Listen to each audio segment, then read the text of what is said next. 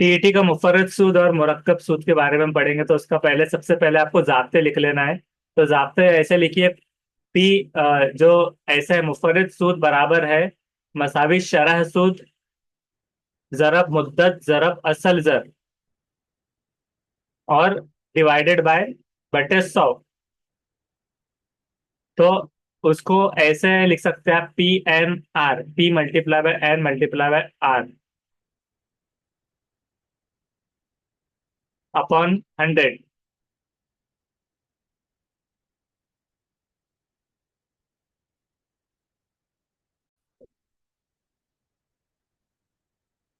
जहां पर पी से मुराद क्या है, प्रिंसिपल, और एन से मुराद है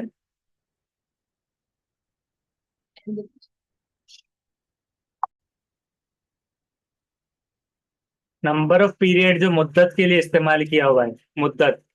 तो नंबर ऑफ पीरियड, प्रिंसिपल जो कि शरह सूद थी, और आर से क्या है, रेट। रेट, जो कि असल जर जिसको कहा जाएगा। तो अब इसको कैसे बनेगा ये, कि अब हम इसमें आगे कैसे उसको अलग अलग जो जाब्ते हैं वो इस्तेमाल करेंगे। दूसरा जाब्ता है कि असल जर मसावी है मुफर्रिद सूद जरब 100 बटे शरह जरब मुद्दत। या फिर शरह का अगर आप निकालना है, शरह मालूम करना है, तो शरह के लिए है कि मुफर्रिद सूद जरब 100 बटे मुद्दत जरब असल जर। अगर मुद्दत निकालना है तो मुद्दत को इधर लाइए, मुफर्रिद सूद जरब 100 और शरह जरब असल जर। यहाँ पर एक चीज याद रखना है कि शरह असल जर नीचे ही आ रहा है, मुद्दत असल जर नीचे, शरह मुद्दत यहाँ पर। लेकिन मुफर्रिद सूद हमेशा देखिए ऊपर दिख रहा है।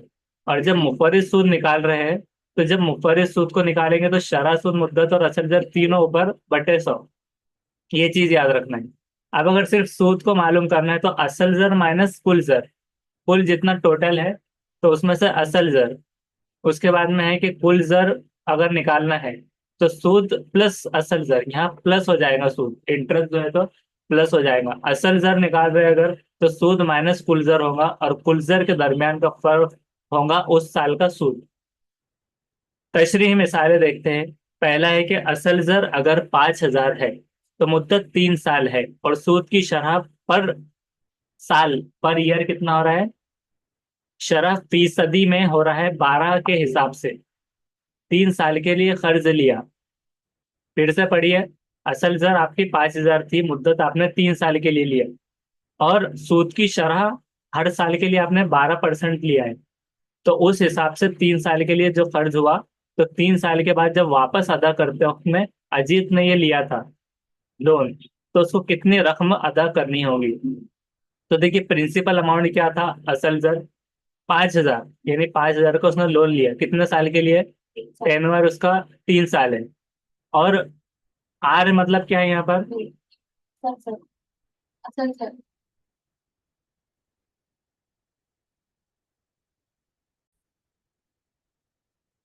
रेट से तो याद रख सकते हैं आप, लेकिन इंटरेस्ट रेट होता है ये, मतलब इंटरेस्ट का रेट, और उस मुद्दत के हिसाब से, टाइम पीरियड के अकॉर्डिंग। तो वो 12 हो रहा है, क्यों 12 हो रहा है, कि वहाँ 20 साल 12 महीने। साल में 12 महीने होते हैं उस हिसाब से, तो पर ईयर के हिसाब से, इसलिए इंटरेस्ट रेट जो उसका टाइम ड्यूरेशन है इंटरेस्ट का, तो उसका रेट है वो। अब देखिए उसको कैसे लिखेंगे, सूद, सूद मुफर्रिद। हमको क्या निकालना है बताया उसने, यहाँ कहीं लिखा है क्या सवाल में, कितनी रकम अदा करनी होगी। तो जब रकम अदा करनी है, तो वो सूद मुफर्रिद उसको हम कंसिडर करेंगे। सूद मुफर्रिद बराबर है जो हमारे पास में फॉर्मूला था, देखिए ये वाला मुफर्रिद सूद, शरह सूद मुद्दत असल दर, पी एन आर हमारे पास है। तो प्रिंसिपल अमाउंट है 5,000 पी, और उसके बाद में क्या था, एन, एन मतलब नंबर ऑफ पीरियड, तो 3 ईयर्स ये हमारे पास है। और उसके बाद में क्या था, आर, आर मतलब रेट है, लेकिन इंटरेस्ट रेट ऑफ पीरियड। तो 1 साल के लिए ये 12 इस तरह लिखा गया। तो 5,000 जरा 3 कितना होते हैं, 15,000। 15,000 को अगर आप मल्टीप्लाई करते 12 से, तो कितने होते हैं, 15,000 मल्टीप्लाई बाय 12, तो ये होते हैं 1,80,000। 1,80,000 में से 2 जीरो नीचे के और 2 जीरो ऊपर के कट हो गए, तो 1,800 बचते हैं। तो 3 साल के बाद में अब निकालना है कुल जर। कुल जर कैसे निकालेंगे? वो सूद प्लस असल जर। तो सूद कितना हुआ, हमने यहाँ पर क्या काउंट किया है, सूद मुफर्रिद, कि 1 साल का सूद वो कितना जा रहा है, मतलब 3 साल का। तो ये 1800 जा रहा है टोटल। तो 1800 जब हमने निकाला और 5000 में उसको मिक्स किया, तो अब आपको कुल जर मतलब जो देना है, तो कुल जर हो गया 6800 रुपये। तो 3 साल के बाद अजीत को 6800 रुपये अदा करना होगा। लेकिन सवाल में अगर ये ऐड कर दिएगा कि पर ईयर उसको कितने पड़ रहे हैं 12% के हिसाब से, तो वो 600 हो रहा है इसका डिवाइडेशन, 600 पर ईयर। तो वो 3 साल के 1800 हुए इस तरह। दूसरा देखते हैं, हंसराज साहूकार ने शालिनी को 500 असल जर पर, असल जर मतलब प्रिंसिपल अमाउंट पर, 10%, 10% साल की शरह से मुरक्किब सूद पर कर्ज दिया। अब सूद मुरक्किब और सूद मुफर्रिद क्या था? ऊपर हमने क्या निकाला था, मुफर्रिद सूद। मुफर्रिद में मतलब जो फर्दन जो ईयर के हिसाब से जा रहे हैं, और मुरक्किब क्या है तो हम जानते हैं आगे। तो इस वक्त उसने शर्त ये लगाई कि हर साल के आखिर में शालिनी उस साल का सूद अदा कर देंगी। पहले साल शालिनी शर्त के मुताबिक सूद अदा नहीं कर सकी, तो उसने दूसरे साल के आखिर में कर्ज से आजाद होना तय किया। अब वो साहूकार को कितनी रकम अदा करेगी? तो वो क्या था कि उसने बोला कि हर साल के आखिर जैसे ही साल हो गया, तुम जो भी अमाउंट लेंगे, तो हर साल जैसे उस पर गुजर जाए, तो तुमने उसका पर्टिकुलर एक सूद दे देना। तो शालिना ने क्या किया, शर्त के मुताबिक उससे हो नहीं पाया उतना, तो उसने सूद अदा नहीं कर सकी, तो उसने दूसरे साल के आखिर में यह कर्ज से आजाद होना तय किया कि इसका झंझट ही नहीं, तो मैं इसको दे देती हूँ पूरी अमाउंट। तो कितनी उसको देना होगी? तब देखिए, उसका मुफर्रिज सूद हमको पहले निकालना होगा। मुफर्रिज सूद बराबर है पहले साल का सूद, पहले साल का सूद। तो PNR वैसे लिखेंगे, प्रिंसिपल अमाउंट थी 500, और 10 यहाँ पर क्या आया, एन नंबर ऑफ पीरियड। अब यहाँ पर 10 क्यों लिया गया है, 12 क्यों नहीं लिया गया? 10% के साल में तो टाइम पीरियड प्लस। ये 10% पर ईयर था, कि 10%। तो परसेंट अगर इसमें रख रहे हैं हम रेट, तो यहाँ पर देखिए 12% था, 20 साल 12 के हिसाब से, तो फीसद 12। तो अब मतलब ये एन जो है यहाँ पर 3 साल तो है, लेकिन हम एन में जो 12 रखे थे तो वो महीने का नहीं है, मतलब ये क्या है, हमने जो आर लिखा था, आर रेट, साल। तो वो मतलब टोटल जो फीसद दिया हुआ है, आर रेट ऑफ इंटरेस्ट, तो 12% था, तो ये 12 रखा हुआ है। तभी क्लियर हो गया। और इसमें क्या है कि यहाँ पर हमने एन यहाँ पर लिखा है, अब आर यहाँ पर एक ही है, यहाँ पर एक क्यों है डायरेक्ट? देखिए, हमने यहाँ पर क्या किया था कि एन में कितना लिखा था, 3 साल, और इसमें आर में 12 रखा था। तो अब यहाँ पर उल्टा दिख रहा है, यहाँ पर एन में 10 है और आर में 1 है। तो जो भी हो, चाहे शायद इधर से उधर भी हो जाए, तो हम देखते हैं उसको बराबर 55। अगर ये क्या कैसे निकल रहा है कि 550 ज़रब 10 कितने होते हैं, उसमें एक जीरो जोड़ देना है, मतलब 5500। 5500 के 2 जीरो और नीचे का एक जीरो कट गया, तो टोटल हो गया 55। तो कुल सूद कितना हो गया, 50 ज़रब 50 प्लस 55, तो वो हो गया 105। तो कुल जर आपको कितना मिल रहा है, कुल सूद कितना हो गया, 105 रुपये। चलो कंप्लीट स्टेप में हो और ये कौन सी स्टेज है, कि पहले साल के आखिर में कुल जर, पहले साल के आखिर में जर मुरक्किब सूद महसूब करने में असल जर समझा जाता है। यहाँ पर एक पॉइंट क्या दिया जा रहा है, कि ये जो हमारे पास 550 जो आया था, कि सूद प्लस 50 असल जर, तो सूद कितना आया था, यहाँ पर हमने ऊपर जब निकाला था तो 50 आया था, इसमें जब मिलाए तो 550 टोटल। तो सूद और असल दर मिला के प्रिंसिपल अमाउंट 550 हुई। तो पहले साल के आखिर में कुल जर, यानी पहले साल के आखिर में कुल जर मुरक्किब सूद महसूब करने में असल जर समझा जाता है। यानी कि जब साल के आखिर में टोटल प्रिंसिपल अमाउंट जो है, और उसका सूद के साथ जब हम हिसाब किताब करते हैं, तो उसको हम असल जर मानते हैं। टोटल। अब उसके बाद में दूसरे साल के आखिर में सूद क्या हो जाएगा। तो अब ये जो 550 है, तो 550 को फिर मल्टीप्लाई होगा जो 10% से, और मल्टीप्लाई बाय 1 से, तो ये हो गया 55। मतलब पहले 50 था और ये 55। अब देखिए दोनों में क्या डिफरेंस था। अरे सर, कि जो मुफर्रिज सूद था तो उसके अंदर देखिए रेट ऑफ इंटरेस्ट बढ़ नहीं रहा था। टोटल 3 साल का डायरेक्ट डायरेक्ट था मुफर्रिज। और मुरक्किब में क्या फर्क आ जाएगा कि देखिए चीजें बढ़ते रहेंगी। यानी किसी किसी का रेट होता है, एक मोटी मिसाल लेते हैं। किसी ने बोला कि 5,000 रुपये से आपका रेट चालू हो रहा है और हर साल आपको 10% बढ़ाना होगा। तो पहले साल उसने कितना देना, एडवांस में 5,000। एक साल होने के बाद कितना देना, 5,500। लेकिन उसके बाद 6,000 नहीं देना। 5,500 का 10% तो 550 बढ़ेगी। तो 6,050 उसको हो जाएगा। तो ये मुरक्किब सूद की मिसाल में आ रहा है, मतलब फ्लक्चुएशन हो रहा है डायनामिक वे में। एक स्टैटिक स्थिर नहीं रह रहा है वो, एक ही मतलब लमसम अमाउंट नहीं रह रहा है। तो इसमें क्या हो रहा है कि पहले 50 रुपए था लेकिन अगले साल में 550 हो गए। मतलब 50 55 हो गया, मतलब टोटल 5 रुपए बढ़ गए 10% से। तो ये मुरक्कब सूद की मिसाल है। और कंपाउंड इंटरेस्ट जिसको कहते हैं हम। और कुल सूद जो होता है, तो देखिए 50 में 55 जब मिलाए तो 105 हो गए टोटल सूद। मतलब सिर्फ सूद अगर हम कैलकुलेट कर रहे हैं कि पहले साल का और दूसरे साल का, तो first year and second year का 105 रुपये हो गया। तो कुल जर कितना है बराबर, कुल जर मतलब जो देना है हमें प्रिंसिपल अमाउंट के साथ में सूद मिलाकर, तो कुल जर होता है। और असल जर मतलब जो आपने लिया था अमाउंट, तो वो असल जर था। तो एक्चुअल मतलब प्रिंसिपल अमाउंट वो 500 था। अब सूद टोटल मिला के हो गया 105। तो लिहाजा शालिनी को कर्ज से आजाद होने के लिए 605 अदा करने होंगे। लेकिन अब मान लीजिए कि अगर दूसरा साल भी उसका अगर देना नहीं हो, तो तीसरा साल कितने रुपए देंगे वो, ये अब जल्दी से आपको बताना है। तो हम मान लीजिए कि 500 रुपये पे उसका 50 रुपये बढ़ गए थे। तो अब 550 में उसका 10% 55 हो गया था। तो टोटल उसको 605 हो रहे थे। अब अगले साल इसका 10%, तो अब कितने बढ़ेंगे, 60 रुपये 50 पैसे। मतलब 60.5 रुपये उसमें ऐड हो जाएंगे। तो 500 जरा 3 करना होगा आपको, 1,500। और एक एक साल का आपको इंटरेस्ट ऐड करना होगा, जैसे 50 + 55 + 60.50। तो उसको तीसरे साल कितने देने पड़ रहे हैं, 1,665.50 50 पैसे।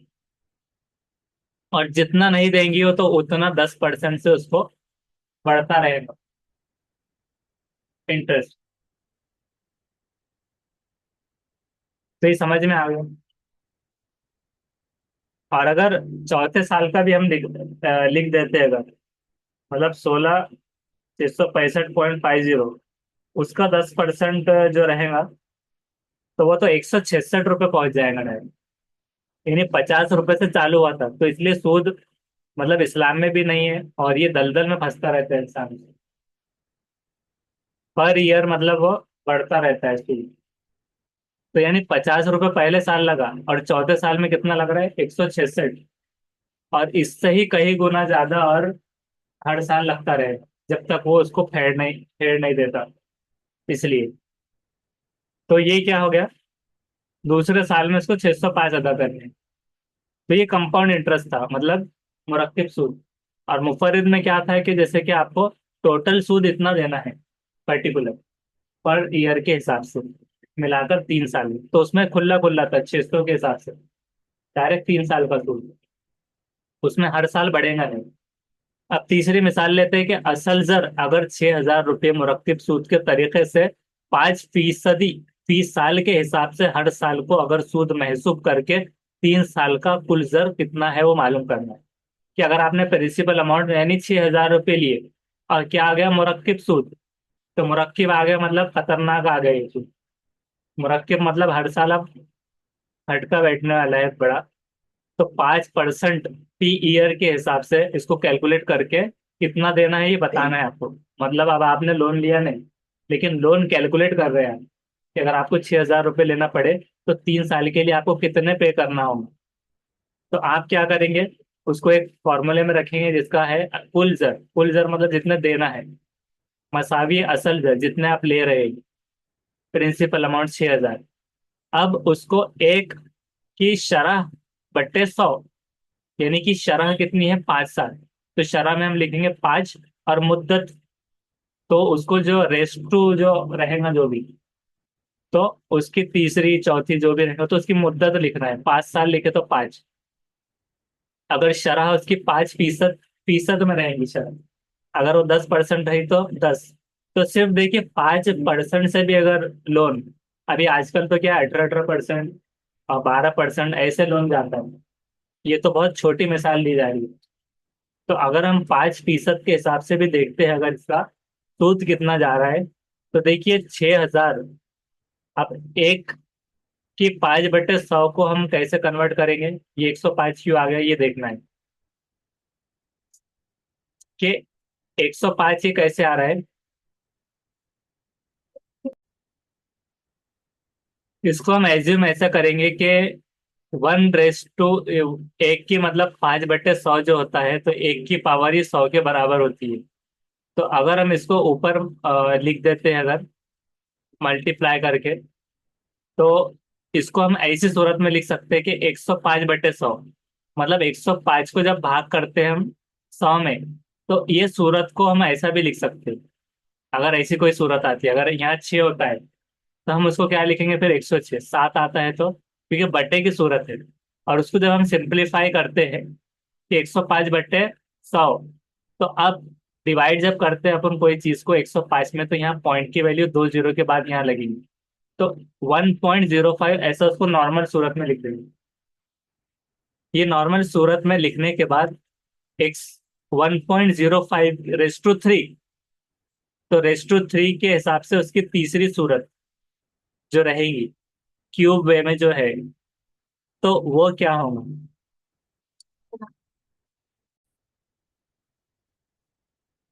जब हम इसको सॉल्व करते हैं, ये जो 105 है इसको नॉर्मल सूरत में जैसे लिखा गया था, तो इसको 105 का जो तीसरा निकालना होता है, तो अगर हम इसको एक बार साइंटिफिक कैलकुलेटर पे अगर हम कैलकुलेट करते हैं, क्योंकि इसका सॉल्व करने का तरीका बहुत खतरनाक होता है, तो उसको एक्सपर्टाइजेशन लगता है 1.0505। और यहाँ पे देखिए XY जो आता है, ये आपके घर के कैलकुलेटर में भी डालेंगे साइंटिफिक, और सॉल्व करेंगे तो देखिए आता है 1.157625। अब ये आखिर में क्यों 7625 आया, ये सवाल है। तो वो इसलिए आया है क्योंकि ये जो क्यूब है, क्यूब की वैल्यू अगर हम 5 से डायरेक्ट 3 करते हैं तो 15 आ जाता है, लेकिन हमको पता है कि डेसिमल के आगे जो डिजिट्स होते हैं तो बहुत आगे आगे तक होते हैं, उसकी वैल्यूएशन मिलाकर वो पूरी होती है। जैसे कि अगर हम डायरेक्टली 100 को डिवाइड करते हैं 3 में, तो फिर वो कितना मिलता है, 33.333 ऐसी जो वैल्यू जाती है। तो उसी तरह से जब हम क्यूब की वैल्यू जो डिवाइड करते हैं 3 से, तो ये कॉमनली इतना नहीं होता, इसके पीछे भी कुछ डिजिट होता है जो कि साइंटिफिक कैलकुलेटर पे एक तो समझ में आता है, और उसी तरह से उसके फैक्टर निकालना होते हैं। अगर हमको इसको सॉल्व करना है कि कैलकुलेट करना है टू द पावर ऑफ 3, तो हमें ये आ जाए, तो उसके फैक्टर कुछ इस तरह से निकाले जाते हैं। 3 का क्यूब, 7 का क्यूब, 2:6.5/3, जिसको सिंप्लीफाई अगर हम करते हैं, तो अगर ये 1 है तो 1 की पावर को हम एज्यूम कर रहे हैं कि कितनी है, 1,000 है, 1,000 या 10,000 जो भी रखते हैं, तो वो 0.5 है। तो 0.5 को सिंप्लीफाई करने में उसको इस सूरत में लिखा जाता है। इसके लिए मतलब ये थोड़ा सा लॉग बुक का उसका इस्तेमाल इसके अंदर होता है। और इस तरह से देखिए पूरे डिजिट में क्या आ जाता है, ये डिजिटल जब हम क्यूब निकालते हैं तो उसको बहुत ही उसको लॉग बुक वगैरह की आपको जरूरत पड़ सकती है, तो उससे आपको निकालना होता है, तो तब जाकर वो देखिए 7,625 ऐसी लंबी सीरीज एक चलती है। तो उसको हमने अभी फिलहाल क्या है कि एक साइंटिफिक कैलकुलेटर पे जब कैलकुलेट किया, और या तो आप 2 डिजिट ले लो डायरेक्टली, अगर आपको आगे के नहीं लग रहे तो आप 1.15 भी ले सकते हैं। तो मोटा मोटा अगर आपको ये समझ में नहीं आ रहा कि 7 कहाँ से आया, तो आप क्या करो, इसको 7 को हटा ही दो बिल्कुल, आप सिर्फ 5 का थ्रीजा जो क्यूब है उससे लेकर उसको 15 रख दीजिए एक हिसाब से, लेकिन ये सीधा सीधा नहीं है क्यूब, डायरेक्टली 1 की वैल्यू जो है तो इसमें क्यों नहीं लिया गया, मतलब 3 क्यों नहीं बनाई है, क्योंकि इसके जो फैक्टर जब हम निकालते हैं तो 1 कॉमन फैक्टर में आता है।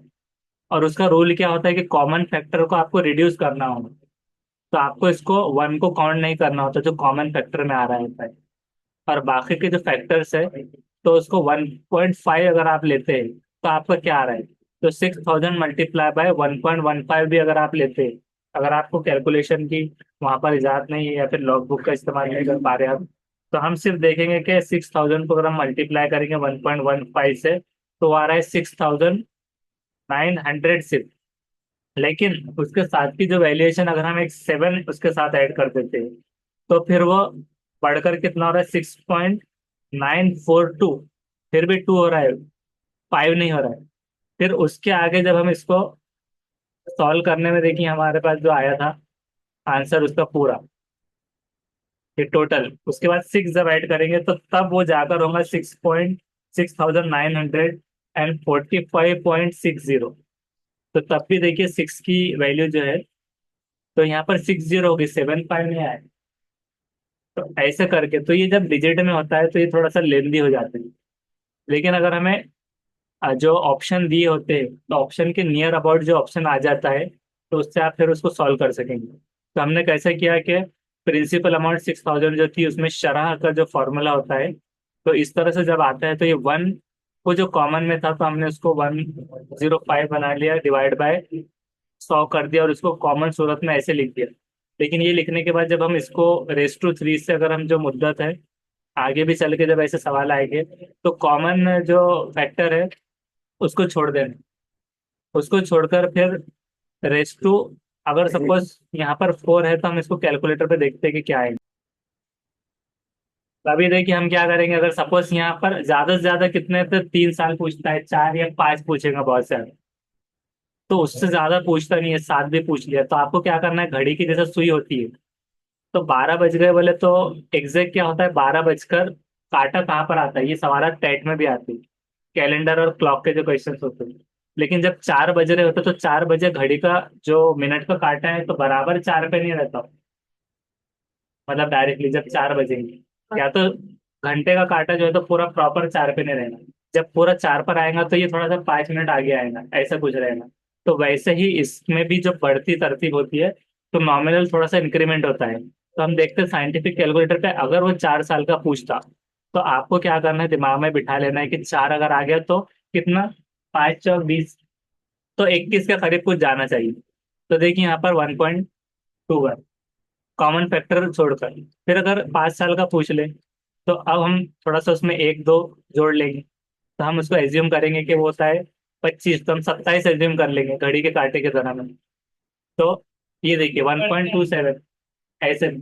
तो उसके नियर अबाउट आपको क्या आ जाएगा, फिगर मिल जाएगा, तो इससे परेशान होने की जरूरत नहीं है क्योंकि आपको वहां सॉल्व करके नहीं देना है एक्यूरेट, आपको तो ऑप्शन ढूंढना है। तो इसके हिसाब से डायरेक्ट ऐसे जो जवाब आते हैं तो आपको इस तरह बनाते चलते हैं, इस तरह। तो क्योंकि वो एक्यूरेट आंसर 2 3 इतना कंफ्यूज भी नहीं करेंगे आपको पॉइंट में, और दूर दूर रहेंगे वो जवाब, इस हिसाब से भी। आप नेक्स्ट देखते हैं, ये मतलब ये वाला थोड़ा कॉम्प्लिकेटेड वे का था, दूसरे आते हैं तो ये थोड़ा आसान थे। अब देखते हैं फोर्थ वाला, असल जर मतलब जो प्रिंसिपल है तो वो क्या हो गया 2400। असल जर क्या है, प्रिंसिपल 2400 अगर है तो मुद्दत 1.5 साल की मिली, और शरह सूद कितना मिला आपको, 20% 30 साल के हिसाब से, कि हर साल आपको 20% देना है। अब देखिए पहले 5% था लेकिन अब यहाँ 20% आ गया, और 1.5 साल है, मतलब कॉमन कॉमन नहीं दिया हुआ है कि 1 2 3, 1.5 है, 1.5। तो अब सबसे जो सूद शशमाही महसूब करना है, शशमाही मतलब क्या होता है, ऐसा सही, शशमाही एग्जाम, तो सालाना मतलब साल का, और शशमाही मतलब 6 महीने का। तो 1.5 साल के बाद कितना जर हो जाएगा, तो मतलब उसके हिसाब से क्या करना है, सूद शशमाही महसूब करना है, क्योंकि वो 6 साल का गैप आ रहा है तो 1.5 साल के बाद कितना जर जाएगा। अब देखिए यहाँ पर 20 यानी कि सालाना सूद की शरह है 20%, और 10 क्या है, सुषमा सूत्र ये 10 कहाँ से लाया गया है, करने आ रही वो पढ़ते हैं।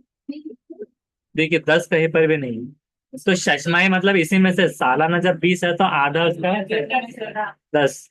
तो अब 1.5 जब लगाएंगे तो सालाना महसूब करने की मुद्दत है, जो 1.5 दिया हुआ है सवाल में। अब उसके बाद है कि 3 क्या है, छमाही महसूब करने की मुद्दत है। अब ये 3 कहाँ से है ये बताना। डेढ़ का। देखिए सालाना महसूब करने की मुद्दत 1.5 दी हुई थी, डेढ़ का डबल। लेकिन छमाही, हाँ 1.5 का डबल 3 बराबर। तो अब यहाँ पर हमारे पास वही फॉर्मूला हम रखेंगे जो पहले आया, कि कुल जर जितना देना है, असल जर प्रिंसिपल अमाउंट 2400, और एक शरह कितनी दी हुई है, 10। 10 कहाँ से लिए, शशमाही, और उसको किया 3, क्योंकि 3 क्या था, शशमाही महसूब करने की मुद्दत है 3। तो हमने उसको शशमाही में रखा, क्योंकि हम 1.5 लिखते थे तो कंफ्यूजन होता था, तो हमने शशमाही के हिसाब से लिखा उसको, कि 3 साल मतलब शशमाही के हिसाब से 6 शशमाही, तो वो जाएंगे 1.5 साल। तो अब इसको 100। अब इसको हमने कैसे किया था पहले सिंप्लीफाई। देखिए एक 5 था तो हमने उसको क्या बना दिया था, 105। तो एक 10 है तो क्या लगा देंगे हम, 110। वैसे सेम अब इसका तीसरा। तो अब इसको हमने कैसे कैलकुलेट किया था, देखिए यहाँ पर एक मेथड भी है, इसको क्यूब में भी आप सॉल्व कर सकते हैं। पहले हमने जैसे डायरेक्ट डायरेक्ट किया था ऊपर, तो देखिए ऊपर का भी जो सवाल था, एक तो साइंटिफिक मेथड नहीं है, तो आप 105 को 3 बार भी लिख सकते थे वहां पर भी। और इसमें भी हम क्या करेंगे, अभी 110 को डिवाइड बाय 100 को 3 बार लिखेंगे, जिसमें से कैसे होगा कि एक जीरो एक कट हो गया। और उसके बाद आप कैसे सॉल्व करेंगे, सब में 11/10 बन गई ये सब। अब 11/10, तो अब देखिए ये एक एक जीरो तो ऊपर के कट गए थे, अब 10 में के जो 2 जीरो थे, अगर ये 24,000 होता तो तीनों जीरो कट जाते। लेकिन 2400 में 2 जीरो थे, इसलिए हमने एक यहाँ के जीरो भी काट दिए, 2400 और यहाँ के, तो अब क्या बन गए 24। और 11 जो था, तो 11 × 11 कितने होते, 121। तो 121 ही आ गया, और मल्टीप्लाई बाय 11/10। तो अब इसको जब सॉल्व करेंगे हम, तो 121 × 11 हो जाएगा। तो 121 × 11 कितना होता है, वो होता है 1331 डिवाइडेड बाय 10। अब ये 24 यहाँ पर आ गया, अब ये मल्टीप्लाई इससे होगा, तो 24 मल्टीप्लाई बाय 1331, तो ये हो जाएगा टोटल 31,944। जिसको जब हम पॉइंट की वैल्यू लगाएंगे तो देखिए यहाँ पर 4 के 94 के बाद एक पॉइंट लग जाएगा, तो 40 बन जाएगा। तो 31,994, 3,194। हाँ क्योंकि यहाँ से तो इसको 10 से डिवाइड कर दिया, तो इसलिए 3,194 हो गया। तो यहाँ तक ये ऐसे सॉल्व हो गया। अब यही पैटर्न के हिसाब से अब इसको सॉल्व करके देखिए, कि 105 को 3 बार आप लिख लीजिए, 105 को मतलब डिवाइड बाय 100 को 3 बार लिखिए। और 6,000 में से फिर वैसे ही करना है, कि मतलब पहले 105 है, अब यहाँ तो जीरो कहीं पर भी नहीं, तो 6,000 के 2 जीरो 30 में से कम हो गए। तो 105 को मल्टीप्लाई किससे करना है, मल्टीप्लाई बाय 105, तो 11,025 हो रहा है, तो डिवाइडेड बाय जो 100 करना है, तो ये हो जाएगा 110.25। अब 110.25 को जब हम मल्टीप्लाई करेंगे 105 से, तो वो हो जाएगा 11,576। इसको पूरा कैलकुलेट करके देखना है आपको। ठीक है, आपको ऐसे लिखना है, मतलब ये 105, ये जो है 105, ऐसे मल्टीप्लाई डिवाइड बाय 100, ऐसे 3 मरतबा आपको लिखना है, फिर मल्टीप्लाई बाय 105। हाँ आप सॉल्व कीजिए अपने अपने जल्दी जल्दी, इतना लिखने तक। और 105 मल्टीप्लाई बाय 100। नहीं, इसको पहले क्या करना है, हमने पहले क्या किया था, जीरो जीरो काट। जीरो ऊपर काटने के लिए कुछ भी नहीं। नीचे के लिए दो। तो ये जो 6,000 के जो है जीरो, तो या तो एक एक भी काट सकते हैं या दो को एक साथ। तो हम क्या करेंगे कि 3 जीरो में से एक एक निकाल लेंगे, ये जो 3 जीरो है, तो एक एक निकाल के देखिए एक बार साथ। अब इसको करके देखिए, 105 डिवाइडेड बाय 10 कीजिए पहले, 105 डिवाइडेड बाय 10, तो ये 10.5 हो गए। अब 10.5 को आपको मल्टीप्लाई करना है 105 से। 105 से तो कितना हुआ? वो हो गया 11,102। 102.5। और उसको डिवाइड करना है 10 से। तो 11,002.5 को जब हम डिवाइड करते हैं 10 से, तो ये क्या होता है? 110.25। ये क्या बन गया? 110.25। अब 110.25 को मल्टीप्लाई करना है 105 से।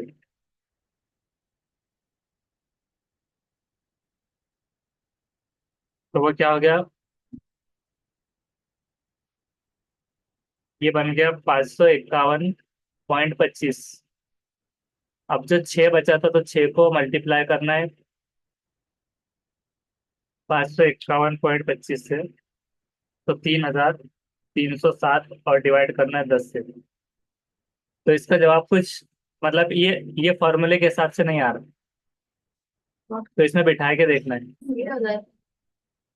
तो वैसा है कि इसमें जब 110 था, तो हमारे लिए वो आसान था कैलकुलेट करना। लेकिन अभी कैसा है, ये मेथड में बहुत कॉम्प्लिकेटेड हो जाएगा और ये बराबर नहीं आएगा। तो इसके लिए आपको जो मेथड बताया, इसका डायरेक्ट डायरेक्ट कि इसको सिंप्लीफाई डायरेक्ट ही क्या करना, इतना करने की इसमें जरूरत नहीं थी। इसमें क्या करना था आपको? डायरेक्ट डायरेक्ट के डायरेक्ट जो 100 था, 100 से हमने डिवाइड कर दिया, तो 2 जीरो के बाद में पॉइंट लगा दिया 105। तो इसके लिए वो मेथड में अगर आप सॉल्व करेंगे,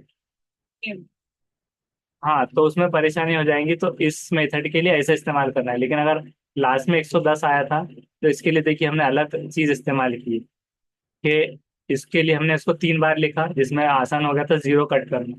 तो ये जीरो जीरो, ये दो कट हुए, ये दो जीरो कट यहाँ पर से, और ये दो जीरो कट। अब ये जो बट्टे 10 आ गए थे, तो ये हमारे लिए आसान था, 100 से डिवाइड करने की जरूरत नहीं थी। तो जब दो जीरो जाए थे, तो हमने यहाँ से दो जीरो ये कट कर दिया। 24 × 11, ऐसा भी करके अगर आप देखें कि 24 × 11 264।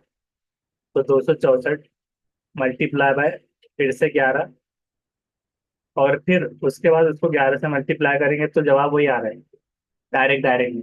तो ये सिंप्लीफाई ही हो गया था। तो हर बार ऐसे जरूरी नहीं कि वही मेथड इस्तेमाल होना। तो इसलिए आपने ये इस्तेमाल करना चाहिए। उसके बाद क्या है कि एक रकम का 6 साल के बाद अगर असल जर 11,110 हो जाता है, एक रकम है, 6 साल के बाद क्या है कि असल कुल जर जो हो जाएगा, मतलब असल जर क्या होता है? प्रिंसिपल अमाउंट, और कुल जर मतलब जो सूद मिलाकर जो देना है। तो 6 साल के बाद एक रकम का कुल जर 1,110 हो जाता है। तो उसी रकम का 4 साल के बाद कुल जर कितना हो रहा है? 990 अगर है, तो वो रकम को मालूम करना है। वो रकम को कैसे मालूम करेंगे आप? उन सालों के दरमियान का सूद कितना है वो पहले देखना होगा।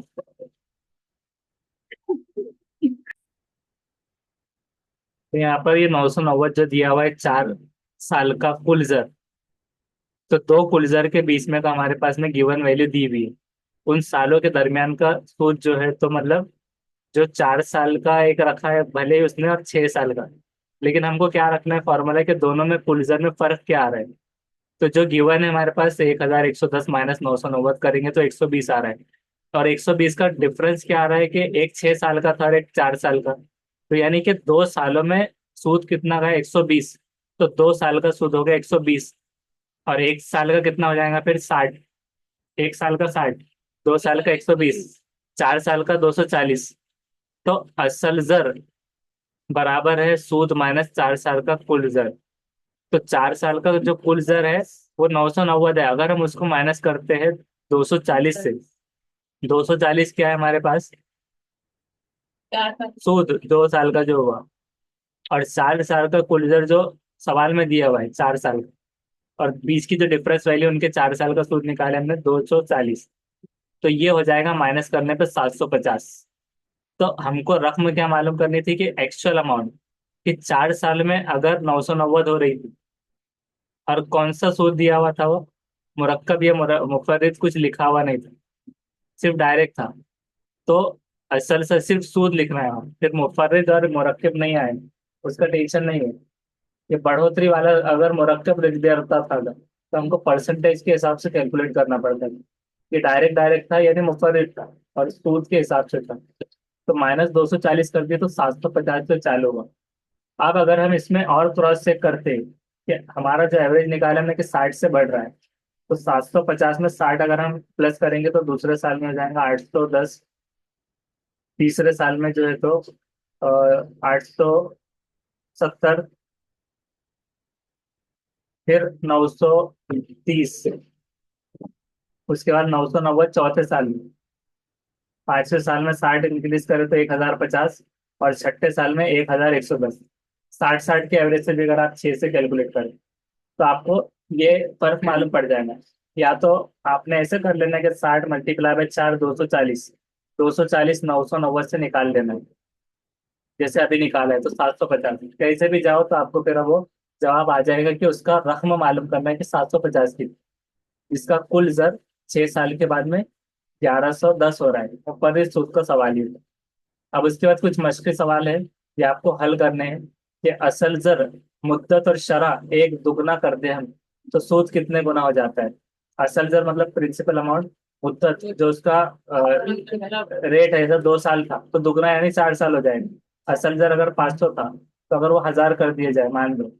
और शरह जो थी उसकी कि हर साल जैसा 10% थी तो 20 हो गई, तो दुगना कर दे हर एक तो सूद कितने गुना हो जाएगा। तो 8 गुना होगा, 6 गुना, 9 गुना, या 3 गुना। तो वो 8 गुना होगा, ये जवाब है लेकिन सॉल्व करके बताना है। किसी भी रकम का 12.5 शरह से दुगना होने के लिए कितने साल लगते हैं किसी रकम का। तो देखिए इसको सॉल्व करके आपको बताना है, जवाब आएगा 8 साल लगेंगे 12.5 में। अब कैसे रहेगा, तो एक प्रिंसिपल अमाउंट एज्यूम करके आपको देखना होगा। मान लो 1000 रुपये, तो 1000 रुपये से अगर 12.5% मतलब कितना होगा कि 1250। एक साल का 1000 है, तो दुगना होने के लिए कितना लगेगा साल। और इसमें मुरक्कब वगैरह नहीं लिखा हुआ है, सिर्फ सूद है। तो मुफर्रिद के हिसाब से भी आप लगा सकते हो। तो 1250 से अगर हम उसको 8 से मल्टीप्लाई करते हैं तो शरह दुगना होना चाहिए। तो इसको सॉल्व करके आपको देखना है। उसके बाद 10% शरह से साल से अगर ये इतना है तो कुल जर कितना होगा। ये सबके आप स्क्रीनशॉट लीजिए और इसमें जवाबात भी उसकी स्क्रीनशॉट, और इसको सॉल्व करके आपको देखना है। और टाइम अगर कम बचा हो और अगर आपके लिए हार्ड जा रहा हो तो फिर बिल्कुल उसको स्किप कर सकते हैं, क्योंकि और इसको हम कैसे करते हैं। मुरक्किब सूद। मुरक्किब सूद जो है तो शरह का जो फॉर्मूला था ऊपर, उसमें उसको बिठा के निकालना। ये पूरे स्क्रीनशॉट ले लीजिए, जो लोग फोटोज ले रहे हैं तो फोटोज ले लीजिए। अजीत सिंह ने 2000 रुपये 12% से शरह से बैंक में 2 साल के लिए जमा किए, तो 2 साल के बाद सूद और असल जर मिलाकर कुल कितनी उसकी रकम हो जाएंगी। कि अगर 2000 है, हाँ 2000 रुपये अगर है तो 12% कितना होता है 240। तो 240 जरब 2, तो 480।